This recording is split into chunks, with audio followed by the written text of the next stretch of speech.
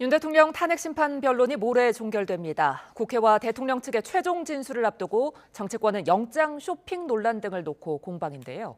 탄핵 정국 주요 내용 짚어봅니다. 이준우 국민의힘 대변인, 조대현 전 국무총리실 민정실장 나오셨습니다. 안녕하십니까? 네, 안녕하십니까? 예. 자, 모레 이제 최종 변론을 앞두고 있습니다. 먼저 종합 변론 후에 최종 진술을 하게 되는 거죠? 예, 그렇습니다. 11차 기일로 알고 있습니다. 지금까지 보면은 총 그 탄핵소추안이 가결된 12월 14일부터 두 차례의 준비 기일이 있었고, 그리고 총 11차례의 변론 기일이 있었습니다. 물론 박근혜 대통령 탄핵 때의 17회의 변론 기일에 비해서 줄긴 했지만은 그래도 충분한 그 기간이었다고 생각을 하고요. 그것은 뭐 지금까지 진행이 되면서 최근 이제 마지막으로 오면서 같은 얘기가 계속 반복이 되고 그런 과정들이 있었지 않습니까? 예. 이제 그런 점에서 본다면은 짧지 않은 기간이었다 이렇게 생각을 하고요. 예. 무엇보다도 국민들이 지켜본 이 기간은 실제로 당사자들에 비해서는 훨씬 더 길게 느껴지지 않았을까. 같은 얘기가 반복이 되고 또 그 무엇보다도 지금 우리 사회에 지금 미치고 있는 양극화의 아주 심각한 현상, 뭐 내전 수준이라고 얘기하지 않습니까? 총만 안 들었지 심리적 내전 상태로 국민이 양분되는 이런 현상, 그리고 트럼프 정부가 들었으면서 우리 경제가 굉장히 어려운 상황에 처해 있는데 현재 바닥에서 이루어지는 자영업자들을 비롯해서 여러 가지 경제에서의 그런 불확실성의 증대, 이런 것들로 인해서 국민들은 상당히 길고 좀 지루한 시간이었다 이렇게 생각됩니다. 조속히 마무리가 되면서 모두가 승복할 수 있는 그런 결과가 나왔으면 좋겠습니다. 예, 11차례 변론 기일. 조 실장님은 충분한 기일이었다라고 하셨는데 대변인님은 어떻게 보셨어요? 저는 매우 부족하고 지금도 저는 추가 변론 기일이 더 있어야 한다 이렇게 생각하고요. 일단 재판 진행 속도가 그러니까 심리 속도가 굉장히 이제 공정하지 않았다. 이 문제를 짚고 넘어가야 한다고 생각합니다. 우파 정치에 대해서는 굉장히 빠른 속도로 제트기 속도로 진행을 하고 이재명 대표 같은 경우는 거북이 등 위에 올라타는 속도로 느릿느릿하게 진행하고 이런 식으로 재판의 속도가 재판 누구한테 하느냐에 따라 가지고 다르게 적용된다 그러면 과연 그 결과가 나왔을 때 국민이 수용할 수 있겠느냐. 그리고 오늘 또 이제 권성동 원내대표가 지적했지만 우리 법 연구의 카르텔 문제 또 이제 불거졌지 않습니까? 지금 이제 수사 단계에서부터 수사기관, 서부지법, 헌법재판소, 그다음에 국회 탄핵소추단까지 이렇게 해서 총 4군데 단계에 걸쳐가지고 우리 법 연구의 출신들이 곳곳에 자리하고 있으면서 카르텔로 움직여서 이 모든 과정이 빠르게 속도전 있게 진행될 수 있었다라는 부분을 지적을 했어요. 그래서 우리 법 연구의 카르텔로 점철된 이 사법 절차가 과연 국민들한테 수용될 수 있겠느냐, 그 문제를 지적하지 않을 수 없고요. 지금 박근혜 전 대통령은 17번 했지 않습니까? 근데 원래 윤석열 대통령이 8번 하고 끝내려고 했었어요. 그러니까 절반도 기회를 안 주고 끝내려고 했었는데 워낙 헌재에 대한 불공정 문제가 있다 보니까 추가로 2번을 더 줬는데 그것도 시간도 매우 짧게 줬습니다. 박근혜 전 대통령 헌재할 때는요, 많은 사람은 이제 7시간 가까이 줬었고요. 근데 윤석열 대통령한테는 90분밖에 안 줬었고 최초로 초시계까지 올려놓고 시간을 재면서 했다는 거 아니겠습니까? 이렇게 무슨 압박 면접하듯이 이런 식으로 변론하게 해가지고요. 굉장히 변론에 충실하게 될 수 없게 하는 그런 여건이었기 때문에 이런 헌재의 어떤 불공정성에 대한 결과를 국민이 수용할 수 있을까? 저는 여전히 의문이다 이렇게 생각합니다. 예, 두 분 의견만큼이나 국회와 윤 대통령 측 의견도 지금 뭐 치열하게 갈리고 있는데 그렇다면 모레 이제 국회 탄핵소추단 측은 주로 어떤 내용을 이야기할까요? 국회 탄핵소추단 측에 그서 얘기하고자 하는 쟁점과 아마 그 윤 대통령 측의 대리인단이 얘기하는 쟁점 자체는 같은 쟁점들일 거라고 봅니다. 이제 그럼에도 불구하고 양측의 주장은 상당히 이제 전혀 상반된 반대의 주장을 하게 될 텐데요. 우선 첫째로 보면은 이제 계엄 선포 과정에 대한 문제죠. 과연 이제 계엄 선포 과정이 적절했는가, 요건을 갖췄는가 하는 그런 문제인데, 첫째로 얘기할 수 있는 것이 우리가 헌법에서 규정하고 있는 그 계엄의 요건을 보면은 이 비상시 조치 아닙니까? 그러니까 국가가 비상 상황에 들어갔어야 되는데 과연 그 윤석열 대통령은 반국가 세력을 조속히 척결하겠다. 제가 그 일성 12월 3일 날 밤에 일성을 그걸로 기억을 하고 있는데요. 그날 정말 우리나라의 상황이라는 것이 반국가 세력이 준동을 해서 국가를 비상시국으로 몰아넣었던 상황인가. 전혀 그렇지 않다고 보거든요. 그렇기 때문에 많은 국민들이 뭐 정치권뿐만이 아니라 집에서 텔레비를 보던 저도 이게 뭐야 느닷없는 그런 걸로 받아들였거든요. 좀 더 말하자면 쉽게 말해서 그런 계엄 조치가 황당했다는 얘기입니다. 모든 국민들은 그리고 당황해서 이런 상황을 어떻게 받아야 될지 판단 자체가 쓰질 않았어요. 비슷한 상황이 사회적으로 있었다 그러면은 이래서 대통령이 이런 그 비상 조치를 했구나라고 얘기했겠지만 전혀 그렇지 않은 상황이었거든요. 그리고 두 번째로 무엇보다도 지금 계속 이제 심리가 진행이 되면서 논란이 되고 있는 그 과정의 적합성의 문제죠. 그러니까 국무회의가 적합하게 이루어졌는가라는 어떤 그 절차의 문제에서도 심각한 문제가 있습니다. 그러니까 두 번째로 크게 봐야 될 문제가 과연 그 계엄의 목표가 뭐였는가, 목적이 뭐였는가. 결국은 우리나라가 표방하고 있는 삼권 분립이라는 헌법에서의 가장 중요한 권력 구조의 기본적인 틀을 허물고자 했던 것들이 아닌가.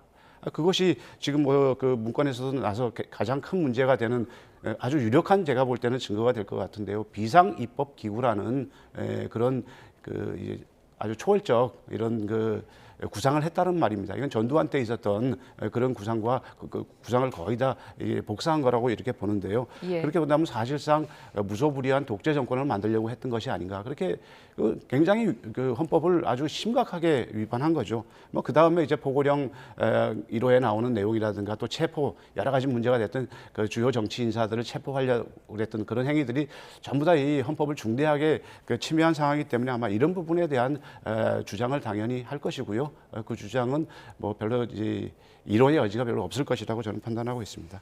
예, 국회 측에서는 절차적 적법성 그리고 헌법 침해 여부 이 정도를 굉장히 중요하게 다툴 거다라고 해주셨는데 그렇다면 윤 대통령 측은 어떤 걸 강조할까요?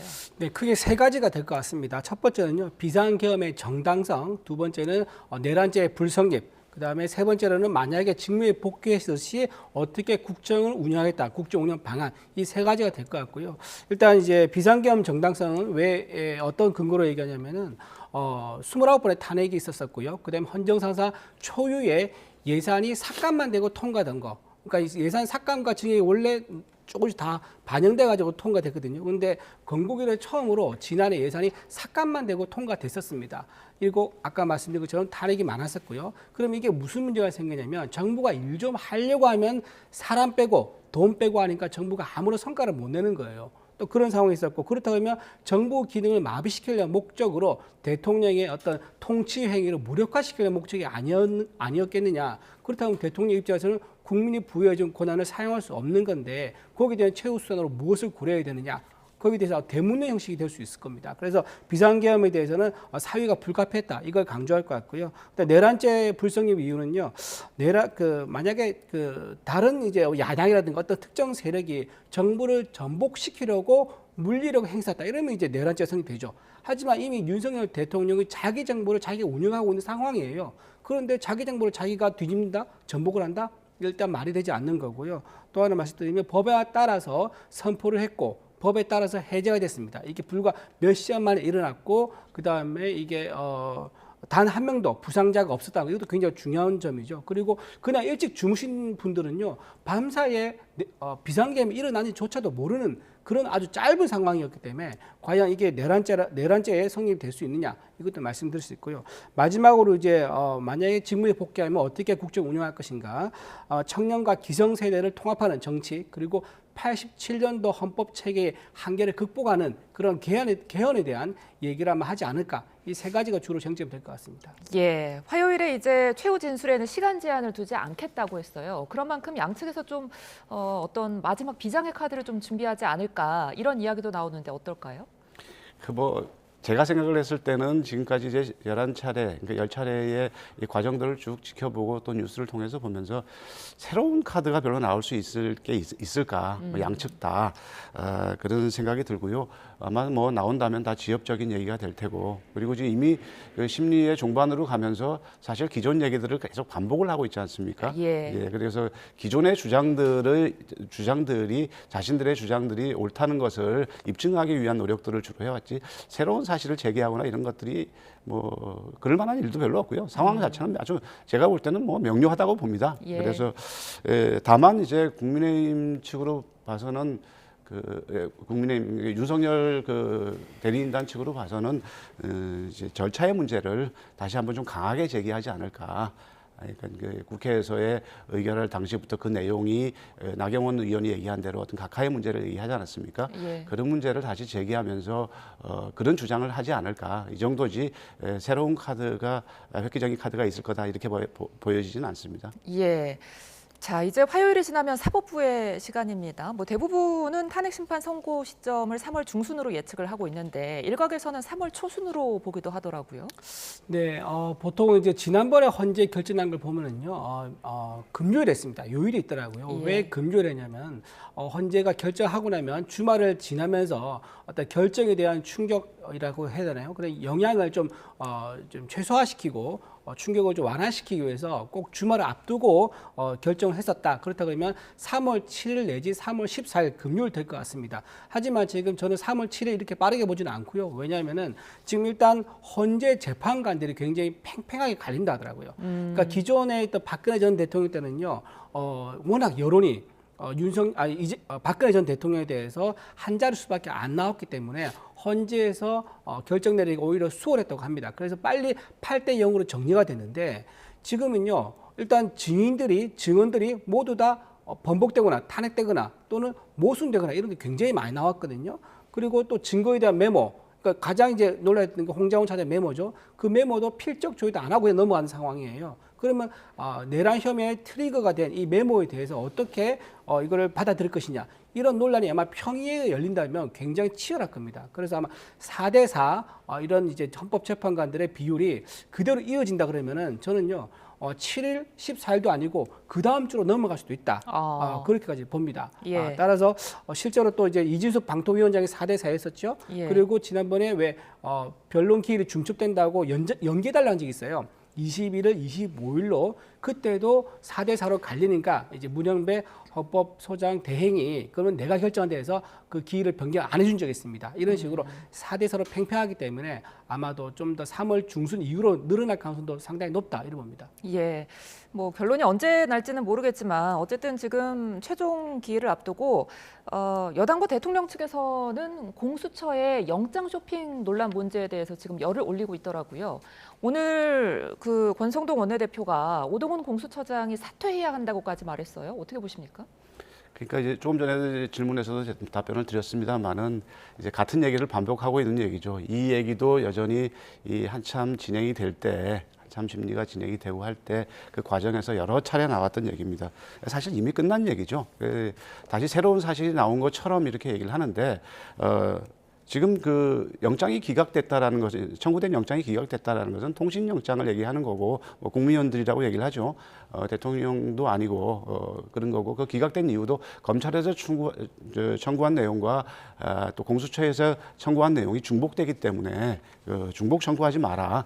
여러 기관에서, 수사기관에서 법원에다가 경쟁적으로 청구를 하니까 중복 청구하지 마라, 그런 취지였지, 이게 뭐 체포나 구속이나 이런 부분에 대한 그 영장 기각이 아님에도 불구하고 이제 국민의힘 관계자들이나 이런 분들도 나와서 그렇게 얘기를 해요. 다 알고 있어요. 그럼에도 불구하고 국민들에게 주는 착각은 뭐냐 하면은 마치 그 체포나 구속영장이 부당했던 것처럼 그게 안 됐기 때문에 서부지법으로 갔던 것처럼 이렇게 그 착각을 유발하고 있는데 그것은 아니라고 저는 생각을 합니다. 예, 기각됐던 영장은 통신영장이었다. 네, 그렇죠. 하지만 이런 이야기에도 불구하고 지금 언론 보도에 따르면 내일 공수처에 항의 방문한다는 이야기도 있더라고요. 예, 공수처가 이번에 그냥 넘어갈 수 없는 큰 사고를 쳤다 이렇게 봅니다. 왜냐하면은 중앙지법에 이제 영장 청구하기에 체포영장 아니다 이제 그 얘기를 하는 거거든요. 예. 결국은 통신영장, 압수수색 영장 이기 때문에 체포영장 아니었다. 체포영장은 서부지법이 처음이었다. 이 얘기를 하는 거예요. 근데 이게 왜 문제가 되냐면 체포영장하고 나머지 영장 비교하지 않습니까? 그럼 인신을 구속하는 체포영장 무게가 훨씬 무겁습니다. 그러니까 상대적으로 가벼운 거죠. 가벼운 영장을 먼저 중앙지법에 청구를 해서 이게 먹히나 안 먹히나 그걸 태핑을 한 거예요. 테스트를 한 거죠. 이게 먹히면은 그럼 체포영장 쳐도 되겠다. 그리고 근데 기각됐지 않습니까? 그러면 이거보다 더 무거운 체포영장을 청구하면 당연히 기각됐구나라고 판단하는 거죠. 그러니까 이런 식으로 중앙지법에 영장을 골고루 넣어보고 이게 기각되냐 수용되냐 보면서 기각이 되니까 그러면은 발부해준 거 찾아가자. 그게 아까 우리법 연구의 카르텔인 거죠. 우리법 연구의 출신이 서부지법을 가서 출신들이 있는 세 분이 전부 다 거기서 영장 전담 판사로 있었거든요. 예. 그 세 분들에게 영장을 청구해서 받아낸 거란 말이에요. 그럼 이렇다 그러면 이런 식으로 그러면 수사기관이 영장이 발부가 될 만한 곳을 찾아서 영장을 발부한다 그러면 앞으로 어느 국민들이 이 수사기관이 신청한 영장이 그 판사들에 의해서 공정하게 심리를 거쳐서 나오겠느냐. 그러니까 의도를 갖고 또는 법원에서 짬짬해가지고 결론 내서 영장을 준다 그러면 그 영장 발부된 걸 본인이 수용할 수 있겠습니까? 이런 식으로 해가지고 영장 나온 거는 굉장히 짬짬이 의혹을 불러일으켰다라고 말씀드릴 수 있고요. 또 하나 국회에다가 허위 답변했습니다. 영장 청구한 적 없다고 했었어요. 근데 나중에 증거가 나오니까 그때 압수수색 영장, 통신 영장했다 발을 싹 뺀단 말이에요. 이것도 굉장히 잘못된 거죠. 국회에다 허위 공문서 제출한 거 이것도 나중에는 굉장히 문제가 될 수 있습니다. 따라서 오동 공수처장은 이거에 대한 법적 책임을 질 수밖에 없을 거다 이렇게 봅니다. 예, 공수처장은 이런 문제 제기에 대해서 내란죄 수사권과는 무관하다 이렇게 선을 긋고 있습니다. 이 사안이 혹시나 뭐 지금 앞으로 진행될 형사 재판이나 탄핵 심판에 영향을 줄 수 있을까요? 제 개인적으로는 공수처가 지금까지 이제 진행을 하는 과정을 보면 물론 이제 지금은 공수처 손을 떠났습니다만은 사실은 굉장히 좀 여러 가지 문제점을 많이 갖고 있습니다.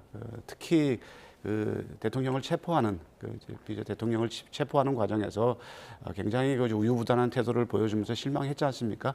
그런 점에서 여러 가지 지적받을 문제는 많이 있습니다. 그러나 지금 새롭지만 또 반복적으로 제기하는 이런 문제가 어떤 탄핵 심판이나 형사 재판에 영향을 줄 만한 그런 문제는 아니라고 생각을 하고요. 이미 중앙지법에 청구되었던 체포 적부심이었나요? 그것이 또 기각이 됐지 않습니까? 그걸로 이 부분에 대한 논란은 정리가 됐다고 생각을 합니다. 그리고 뭐 우리법 연구회를 다시 또 거론을 하고 권성동 대표까지 나와 다시 거론을 하고 그러는데 전 정말 이런 부분들을 보면서 같은 얘기를 반복을 하고 또 사법부나 공수처를 아주 음모론적 시각으로 바라보는 이런 시각에 대해서 굉장히 우려를 금치 못하고요. 만약에 이렇게 사법부에 대한 이런 강한 의혹과 절박한 그런 국민의힘 내부에 그런 어떤 판단이 있다면은 향후에 있을 대통령 선거에서 사법개혁을 가장 큰 우리 국민의힘의 가장 큰 공약으로 내걸고 우리나라의 사법부가 이렇게 타락했다면은 정말 이것은 정치권에서 앞장서서 입법부 내지는 또 대통령이라는 권력이 이건 개혁을 하기 위해서 나가야 되는 문제죠. 사법개혁을 천명해야 될 때가 아닌가 저는 그렇게 생각할 정도로 사법부를 너무 그렇게 악마화하고 음모론으로 가는 것은 이제 좀 중단했으면 좋겠다 이런 생각이 듭니다.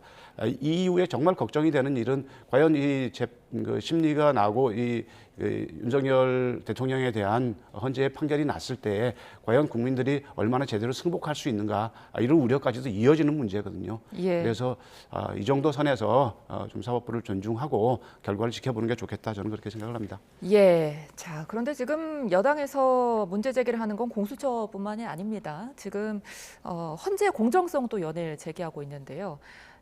헌재 심판 결과에 따라서 탄핵 불복 움직임이 좀 커질 가능성도 제기되고 있거든요. 탄핵 인용의 불복이라는 말씀이겠죠? 예. 그렇죠. 탄핵 인용됐을 경우에 저는요 탄핵 인용의 불복 헌재가 이거를 좀 유념해서 현재 지금 평일하면 열고 있을 겁니다. 평일을 좀 해야 된다라고 생각하고요.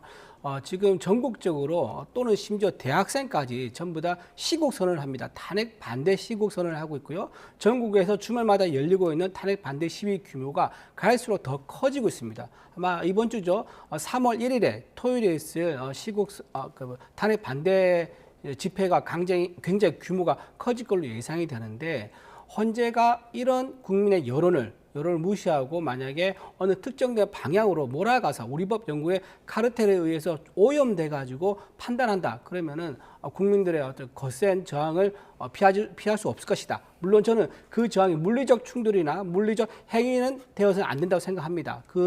불복이라는 것은 만약에 인용이 돼서 조기 대선이 열린다 그러면 헌재 결과를 수용할 수 없는 투표권 행사로 결집해서 보여줘도 될 거다. 그렇게 생각합니다. 예, 그런가 하면 26일이죠. 이제 헌재의 마지막 변론 기일 다음 날이면 이재명 대표의 선거법 항소심 결심도 있습니다. 이때 이제 재판 절차가 마무리되면 선고 기일은 어떻게 정하게 되는 겁니까? 네, 그날이 이제 오전에 아마 5차 공판이 이루어질 테고, 그리고 오후에 그 마지막 이제 최종 그 최후 진술이라든가 이런 것들이 있게 됩니다. 그날에 뭐 일반적인 그런 과정들을 보면은요, 검사가 구형을 하게 되고, 그 다음에 최후 진술을 이제 이재명 대표가 하겠죠. 그러고 나면은 바로 선고 기일을 지정을 하게 됩니다.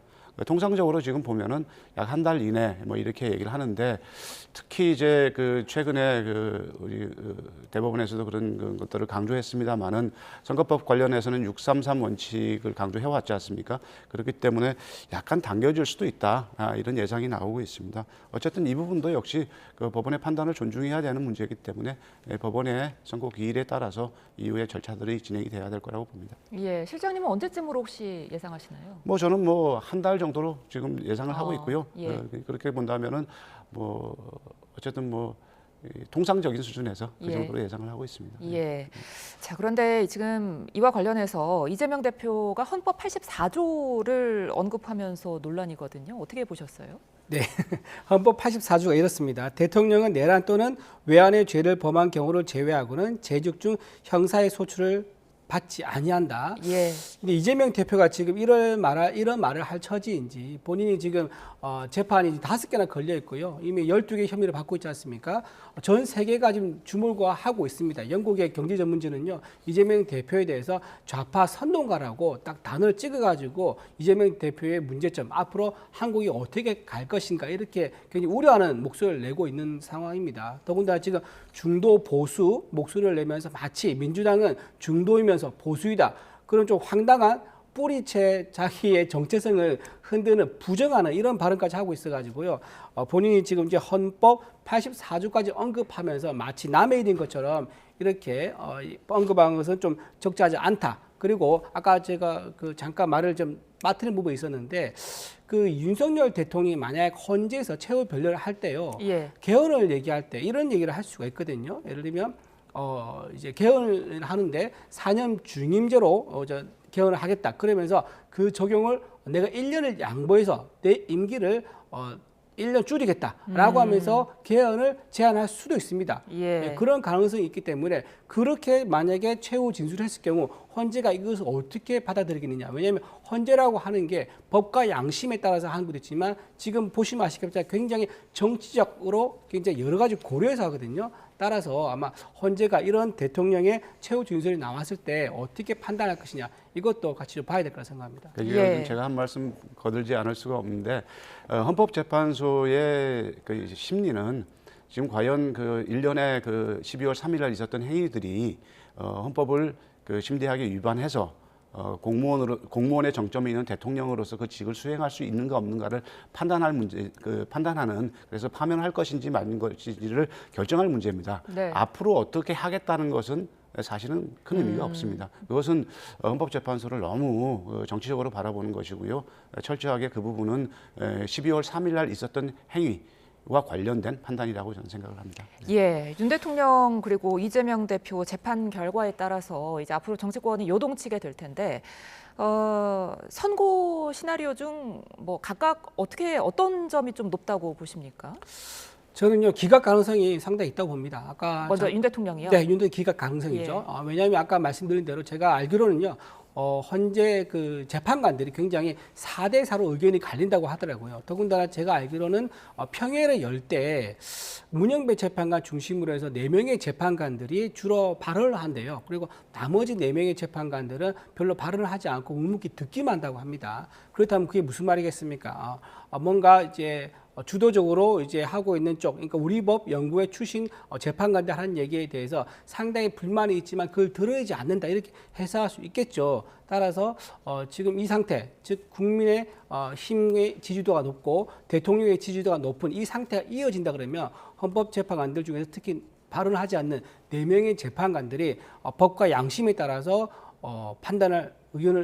의견을 내서 판단할 수가 있는 거죠. 그렇다고 하면 이게 결론이 바로 나지가 않고 문영배 권한소장 대행이 좀 더 설득하려고 시간을 벌기는 할 겁니다. 그래서 결론이 좀 늦춰지긴 하겠지만 저는 5대3 정도로 그렇게 결론이 나지 않을까, 기각으로 결론이 나지 않을까 조심스럽게 추측해 봅니다. 예, 이재명 대표 재판은 어떻게 보세요? 이재명 대표 재판은 지금 이미 굉장히 몇 년간 지금 이걸 끌어왔거든요. 윤석열 대통령은 불과 2달밖에 지금 심리를 안 했습니다. 이재명 대표 재판은 그 2년 넘게 재판을 끌어왔기 때문에 아마도 지난 1심의 선고 나온 게 그대로 유지되지 않을까. 이게 만약에 유지되지 않고 바뀐다 그러면요, 앞으로 모든 이제 정치인들이 선거운동할 때 허위사실 유포하고 거짓말할 수가 있습니다. 그게 허용되는 그런 선거가 무슨 의미가 있겠습니까? 전부 다 무슨 거짓말 대회장이 되는 것은 안 되지 않습니까? 그래서 아마 이재명 대표 관련된 선거는 1심형이 유지되지 않을까 생각합니다. 예, 조 실장님은 좀 다르게 보실 것 같아요? 예, 뭐 다르게 볼 수밖에 없죠. 그 윤석열 대통령에 대해서는 탄핵이 뭐 인용될 가능성이 저는 거의 확실하다 이렇게 생각을 하고 있고요. 그거에 대해서는 국민 전체가 마음의 준비를 좀 해야 된다 이런 생각을 합니다. 두 번째, 진짜 어려운 게 그 이재명 대표의 그 재판 결과에 대한 문제인데요. 예. 사실은 이건 1심에서 그 예상과 약간 예상을 좀 벗어나는 결과가 나왔었습니다. 그때 무죄를 예상하는 사람들이 많았었는데 유죄가 됐죠. 그래서 지금 2심의 결과를 참 예단하기가 어렵습니다. 사실은 이 문제에 대해서는 그래서 저는 뭐 민주당을 또 대변하고 민주당 측이지만은 이 문제에 대해서는 좀 냉정하게 봐야 될 문제인데, 만약에 유죄가 나왔을 경우에 대해서 이재명 대표께서는 이제 그 민주당을 이끄는 입장 아니겠습니까? 개인적으로 민주당의 유력한 대선 주자라는 그런 문제도 있지만 또 민주당의 대표라는 그런 위치도 있기 때문에 이 부분에 대해서는 뭔가 당원과 국민들이 납득할 만한 그런 준비를 미리 해 나가야 된다, 그렇게 생각을 합니다. 그렇기 때문에 예. 전 질문에서 있었던 그 84조인가요? 헌법 84조를 언급하면서 이후의 문제에 말하자면 이제 당선이 되면은 된다, 예. 이런 논리로 받아들이기 쉽거든요. 불필요한 얘기였다고 보고요. 그거보다는 좀 더 진지하게 만약에 이런 일이 벌어졌을 때는 어떻게 하겠다. 저는 뭐 개인적으로 그렇게 생각합니다. 약간 질문에 벗어난 얘기인지 몰라도 지금 현재 민주당의 경선 룰을 따르면은 이재명 대표를 경선에서 이길 사람은 아무도 없습니다. 그건 사실입니다. 예. 그렇지만은 만약에 2심에서 이런 유죄가 나왔을 경우에는 대선 후보로서의 큰 혐결을 가질 수밖에 없는 것이거든요. 그럴 경우에는 이제 그 부분에 대해서는 이재명 대표가 스스로 뭔가 이후의 플랜에 대해서는 제시를 해야 되는 문제죠. 그래서 그런 문제에 대해서는 이재명 대표가 전략적으로 판단을 냉정하게 하는 분이기 때문에 예. 이렇게 헌법 84조를 거론하면서 얘기했지만은 실제로 그 상황에 만약에 이른다면은 다른 또 냉정한 판단을 하지 않을까, 저는 그렇게 생각합니다. 예, 이재명 대표가 지금 뭐 재판 리스크, 사법 리스크 속에서도 우클릭 행보를 하면서 외연 확장에 나서고 있습니다. 지금 정치권에서 이재명 대표의 중도 보수 발언이 계속해서 화제가 되고 있는데, 이 부분에 대해서 오늘 김민석 최고위원이 옹호에 나섰습니다. 뭐라고 했냐면, 국민의힘은 시대의 흐름을 보지 않고 이재명의 뒤만 쫓아가기 때문에 이 대표에 뒤진다, 이렇게 말을 했어요. 어떻게 들으셨어요? 본인이 바람이죠. 이재명 뒤만 쫓아와라, 이런 바람을 얘기한 것 같은데 예. 굉장히 좀 뻔뻔하다는 생각이 좀 듭니다. 이재명 대표가 그동안 보였던 행보가 굉장히 반시장주의적이고 사회주의적 경제정책을 많이 냈습니다. 노란 봉투법이라든가 또는 국회에서 증인 증가법 같은 거 보면은 기업의 오너들을 언제든지 부를 수 있도록 하고요, 국회에서. 그다음에 자료 요구를 통해서 그 기업의 기밀도 마음대로 받을 수 있도록 이렇게 했었는데, 이게 기업에 옥죄는 거 아니고 뭐겠습니까? 기업은 일을 마음껏 할 수 있도록 자유롭게 경쟁할 수 있도록 우리가 기준을 만들어주고 기회를 보장해 주는 게, 이게 자유시장의 대원칙입니다. 이렇게 기업 옥죄기를 했던 분이 중도 보수 얘기하는 것에서 굉장히 생경맞다는 생각이 들고요. 저는 이재명 대표가 우크라이나에 지금 잡혀있는 북한군 포로 있지 않습니까? 예. 여기에 대해서 입장을 밝혀야 된다고 생각합니다. 왜냐하면 진보와 보수의 가장 명확한 기준이 뭐냐면은, 우리나라 세계 유일의 분단 국가입니다. 세계 유일의 분단 국가이기 때문에 보수와 진보를 가르는 가장 중요한 기준은 안보관, 국가관이라 할 수 있을 겁니다. 지금 우리나라가 북한 6.25 때 어떻게 했습니까? 유엔군이 와서 우리나라를 구해줬었습니다. 근데 우리 한반도가 통일될 수 있는 상황에서 중공군이 와가지고 결국 분단국가 이어졌지 않습니까? 그런 상황인데, 그런 중국에 대해서 쉐시아 고맙다고 하고, 우리나라 적화 통일 안 되도록 도와준 미군에 대해서는 점령군이라고 칭하고, 아니 거꾸로 된 국가관을 보이고 있는 이런 상황인데 그렇다고 하면 지금 우크라이나에 지금 잡혀 있는 북한 군인이 포로에 있는 북한 군인이 우리 남한으로 자유 대한민국으로 넘어오겠다는 상황에 대해서 자신 있게 이재명 대표 입장을 밝혀야 됩니다. 너네 북한으로 돌아가라. 지난 문재인 정부 때처럼 북한으로 돌려보낼 건지 아니면 자유 대한민국이 환영합니다 하면서 받을 건지 거기에 대해서 입장을 밝히는 게 진보냐 보수냐를 가르는 가장 명확하고 선명한 기준이 될 수 있겠죠. 그래서 이재명 대표의 입장을 밝혀야 된다 생각합니다. 예. 자, 중도 보수 발언. 이 국민의힘 여권뿐만이 아니라 당장 당 내에서도 이 부분에 대해서 뭐 엇갈리는 반응들이 나왔어요. 예, 그렇습니다. 그런데 이 문제를 얘기하자면 국민의힘 얘기를 안 할 수가 없습니다. 네. 그러니까 벌써 이제 계엄 사태가 있고 초기에 한동훈 대표를 그때 비대위원장을 몰아내는 과정에서 여러 가지 무슨 프로젝트니 뭐 이런 것들이 있었는데 그런 과정을 통해서 국민의힘은 보수, 정통 보수라는 땅을 좀 잃어버렸다 이렇게 생각을 합니다. 너무 극우 일변도로 그거에 의해서 끌려갔거든요. 물론 국민의힘의 소속 의원들의 다수가 그랬다고 생각하지는 않습니다. 지금은 정광훈 목사의 좀 이중대 아니냐라는 얘기가 나올 정도로 원래 국민의힘이 고유하게 유지해야 될 그런 정통 보수의 땅을 잃어버렸다 생각이 드는데요. 그런 점에서 이재명 대표가 아주 전략적인 판단을 잘 하고 이제 중도 보수의 땅을 말하자면 침범에 들어갔다. 저는 이미 대선 국면이 시작된 상황에서 그렇다고 생각을 합니다.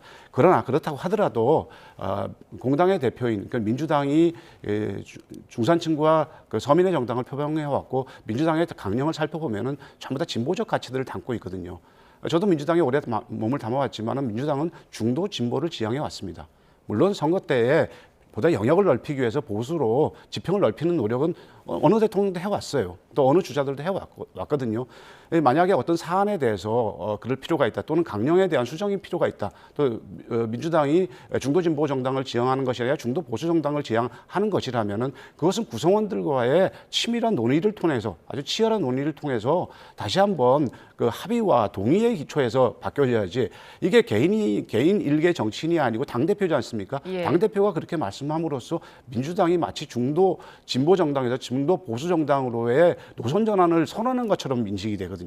전혀 그런 의도가 아님에도 불구하고 네. 그런 점에서 이재명 대표의 발언은 지나쳤다고 보고 그래서 민주당을 오랫동안 아껴오고 사랑해왔던 사람들이 지금 굉장히 격하게 반발하고 있지 않습니까? 이 부분에 대해서는 아까 이재명 대표가 안고 있는 사법적인 그런 문제와 함께 반드시 다시 한번 설명을 하고 필요하다면은 다시 한번 돌아가서 절차를 밟아야 될 문제다.